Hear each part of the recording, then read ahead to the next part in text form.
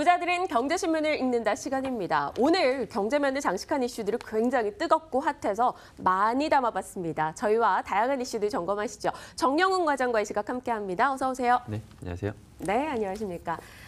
저희가 첫 번째 이슈로 꼽아본 게요. 볼까요? 증시 관망세가 이어지는 가운데 딱 규제 샌드박스, 제가 오프닝에서도 이야기를 했던 부분인데요. 규제 샌드박스에 대해서 시장의 관심이 올라가면서 규제 샌드박스 관련 종목에 대한 관심이 상당히 높아지고 있습니다. 수혜주로는 수소차 충전소와 관련한 종목들 이야기가 되고 있고요. 전기차 콘센트 관련한 종목도 들어오고 있습니다. 또 디지털 버스 광고 관련해서도 플랜티넷, 지스마트 글로벌, 나스미디어 등이 거론이 되고 있는데요. 오늘 시장에서 좀 빨간불을 켜고 있는 종목들도 있고요. 그렇지 못한 종목들도 눈에 띄고 있습니다. 신문에서도 이렇게 대문짝만하게 시행 한 달 만에 1호 특례, 규제 샌드박스 혁신성장 이끈다. 오늘 문재인 대통령도 이와 관련해서 또 언급을 한다라는 소식도 전달이 된 만큼 이쪽이 한 번쯤 들썩이지 않을까 이런 생각들 하고 계신 분들 많으실 것 같아요. 좀 관심 갖고 볼까요? 수소차 쪽도. 네, 우선 지금 이제 거의 한 10시쯤 됐는데요. 네. 이제 10시에 이제 청와대에서 국무회의가 예정되어 있습니다. 근데 오늘 이제 국무회의에서 문재인 대통령이 이 규제 박스 관련해서 관련된 이제 언급을 할 것으로 그렇게 지금 시장에서는 지금 전망이 되고 있습니다. 어저께 이제 산업부에서 이제 승인도 이제 이루어졌기 때문에 관련해서 이제 정책적인 그러한 언급도 좀 나올 것으로 보여주고 있고요. 앞서 말씀해 주신 것처럼 그렇다고 한다면 뭐 수소차를 비롯해서 또 이제 뭐 유전차 분석 업체들이라든지 이러한 이제 규제 샌드박스 관련해서 그동안에 이제 규제 때문에 어떻게 보면 이제 시장 성장을 할 수 없었던 그러한 기업들 같은 경우에 상당히 좀 주목받을 가능성이 높지 않나 그렇게 보여주고 있고요. 일단 수소차 충전소 같은 경우에도 지금 계속해서 정부에서 드라이브를 좀 걸고 있는 상황이고 시장에서 주시하고 있는 상황이기 때문에 지속적으로 좀 관심이 필요하지 않을까 그렇게 보고 있고요. 특히나 이제 관심 가져볼 만한 게 이제 민간 그 유전자 검사 업체들이 아닌가 싶습니다. 그래서 마크로젠이라든지 DNA 링크 같은, 그러니까 미국 같은 경우에는 아마 잘 아시겠지만 그 안젤리나 졸리 같은 경우에도 이 유전자 분석을 통해서 상당히 좀 그 유방암을 미리 좀 예견을 하고 또 이제 결제 수술을 통해서 상당히 좀 좋은 그런 결과가 있었는데 우리나라 같은 경우에는 그런 규제 때문에 아직까지 이제 민간에서 그런 유전자 분석을 하지 못하고 있는 상황이거든요. 즉 기술이 없는 게 아니라 지금 정부의 이제 규제 때문에 못하고 있는 그런 상황이기 때문에 관련해서 이 시장이 지금 커지지 못하고 있는 상황이었는데 이번에 만약에 규제 샌드박스를 통해서 이 시장이 커진다라고 한다면 이러한 유전자 분석 업체들 같은 경우에 상당히 시장에서 좀 주목받을 가능성이 높지 않나 그렇게 보고 있습니다. 수소차와 유전자 분석업체 개별적으로 좀 관심을 두고 지켜보자 이야기를 해주셨네요. 첫 번째 이슈 저희 규제 샌드박스 살짝 살펴봤고요. 두 번째가요. 정말 징글징글합니다. 애플 때문에 하락하는 종목들에서 요즘 LG 디스플레이, LG 이노텍이 참 많이도 거론이 됐고 이들 종목이 많이 떨어지기도 했어요. 그런데 이번에 또다시 소식이 나왔습니다. 이게 문제인 게 OLED 공급이 늦춰지고 있고 LCD는 납품 중단 가능성이 나온다. 애플 측에서 이제 LCD 폰을 생산하지 않을 거라는 거죠. 지금 저도 애플폰을 쓰는데 그게 OLED 패널이라고 하더라고요. 지난해 나왔던 XR 같은 경우가 LCD였는데 잘 안 팔렸대요. 네. 그래서 중소형 OLED 수율이 개선돼야지만 이 LG 디스플레이가 애플 진통을 벗어날 수 있다는 겁니다. 대형 부분에선 LG 측이 TV 잘 만들잖아요. 근데 이 스마트폰 부분에서는 영 지금 수율이 떨어진대요. 10장 중에 7, 8이 불량이라고 하니까요. 그래서 이게 지금 진통으로 자리를 잡으면서 매출 3분의 1이 날아갈 수 있지 않겠느냐 이런 우려가 나오고 있습니다. 주가 정말 많이 떨어졌는데 또 떨어질까? 그게 걱정이에요. 네, 그렇죠. 만약에 이제 LG 디스플레이 같은 경우에 중소형 OLED 쪽에서 수율이 빠르게 안 잡힌다라고 한다면 굉장히 큰 위기가 올 가능성이 크죠. 왜냐하면 지금 전체 매출 중에서 애플향 그 비중, LCD 비중이 약 한 30% 가까이 되거든요. 즉 만일에 이제 애플이 이제 OLED 패널로 다 전환을 하게 되면 즉 LG 디스플레이의 매출이 30%가 하락할 수 있다라는 거거든요. 최악의 경우에는 그렇기 때문에 결국에는 관건은 이제 중소형 OLED 패널 이제 수율이 이제 빠르게 올라와야지 되는 이제 중요한 좀 분기점에 있다라고 볼 수가 있겠습니다. 대형 OLED 시장에서는 LG 디스플레이가 이제 세계 1등인데 반면에 이제 중소형 OLED 패널 같은 경우에는 삼성 디스플레이가 거의 90% 이상 시장을 지금 독점하고 있는 상황이죠. 그러한 이유가 바로 이제 수율의 차이에 있다라 볼 수가 있겠습니다.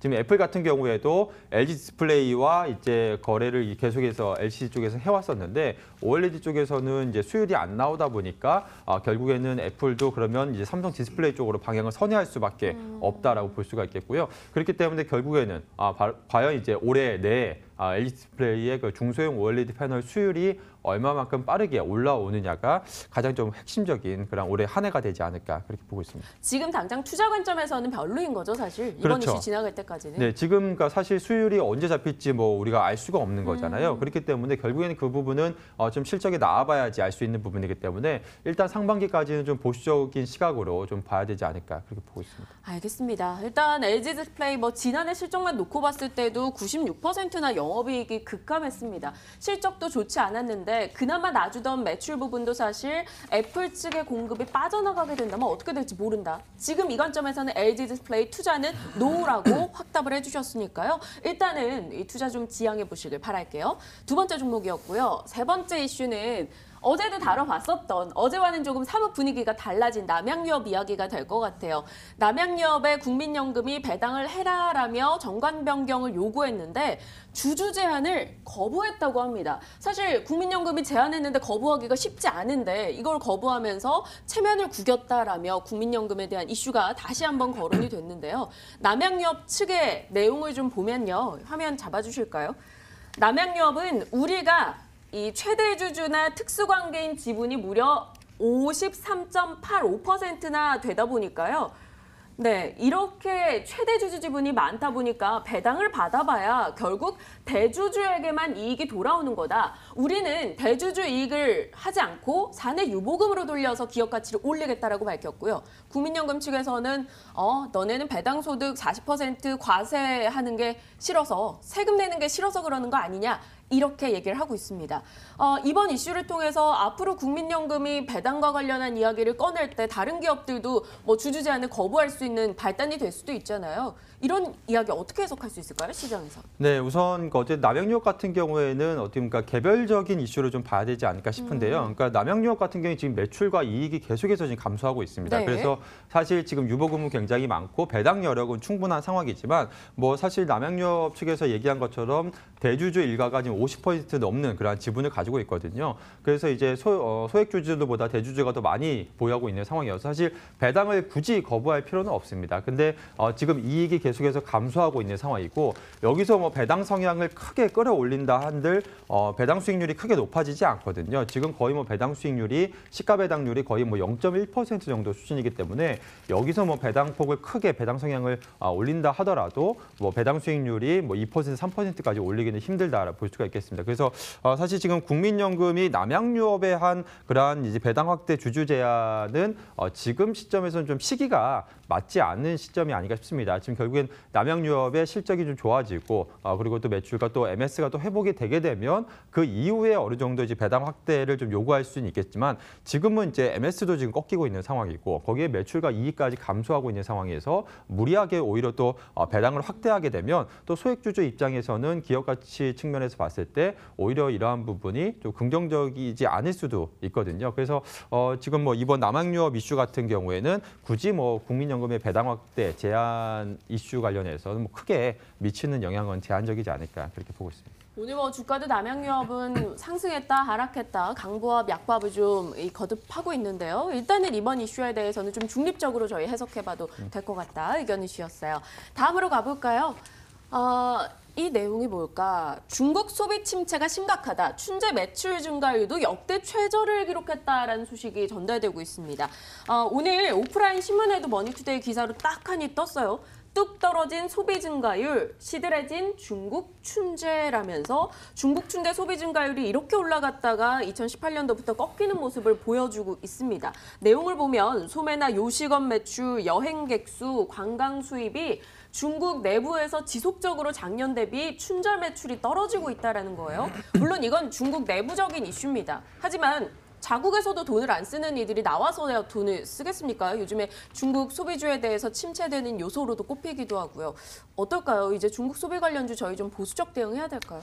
일단 지금 중국 내수에서 지금 소비하는 소비 증가폭은 14년 내 최저치를 지금 기록을 했습니다. 그렇지만 우리 입장에서 가장 중요한 부분은 결국에는 이제 중국인들이 우리나라에 와서 얼마나 소비를 하느냐. 그 부분이 관건인데 그러려면 결국에 중국인 인바운드가 얼마만큼 늘어나느냐 이 부분이 핵심적인 요인이라고 볼 수가 있겠습니다. 근데 최근에 이제 중국인 인바운드 관광객이 계속 좀 늘어나고 있는 상황이거든요. 또 아직 정확한 통계가 나오진 않았습니다만 이번 춘절 기간에 중국의 해외 관광가 해외로 간 관광객들의 순위를 봤을 때 작년에 우리나라가 15위 정도였거든요. 그런데 올해 춘절 기간에는 4위까지 이제 상승한 것으로 그렇게 또 알려지고 있습니다. 그만큼 최근에 사실 명동이라든지 나가보면 지난해 대비해서 중국인 관광객들이 많이 좀 회복된 것을 우리가 눈으로 직접 몸으로 또 체감할 수가 있거든요. 그래서 어찌됐든 작년에 이제 기저효과가 올해 계속해서 나오고 있는 상황이기 때문에 이러한 중국 내수 소비 증가폭이 줄었다 하더라도 결국엔 중요한 핵심은 중국인 인바운드 관광객이 얼마나 회복되느냐 여부인데 일단 지금 꾸준하게 중국 관광객 수가 지난해 하반기에도 지난해 12월에도 계속해서 지금 YOY로 증가세를 지금 보이고 있는 상황이기 때문에 중국 소비주 관련해서는 올해 상반기에 좀 긍정적인 시각 유지할 필요성이 있지 않을까 그렇게 보고 있습니다. 예상 외의 답변이었습니다. 사실 그들의 소비가 떨어지면 좀 타격이 있지 않을까 싶기도 했었는데 오히려 인바운드 관광객 수가 증가하니까 좀 지금부터 상반기 좀 잘 살펴보자. 그렇죠. 우리나라는 그러니까 이 중국 그 내수 소비 지표보다는 워낙 이제 기저 효과가 크기 때문에 지난해 너무 안 좋았으니까. 그렇죠. 그러니까 사드 보복 이후에 지금 계속해서 회복되는 기조잖아요. 그러한 부분을 봤을 때 우리나라 같은 경우 올해 상반기에는 좀 기대해 볼 수 있는 부분이 크지 않나 그렇게 보고 있습니다. 알겠습니다. 소비주에 대한 얘기해봤고요. 오늘 시장 특징주도 하나 꼽아봤어요. 너무나 잘 가고 있더라고요. 오렌지 라이프가 오늘 10% 이상 급등을 기록하고 있습니다. 실적을 내놨는데요. 다른 이 보험사들 대비해서 실적도 상당히 좋았지만 사실 주목받고 있는 게 바로 배당 수익률입니다.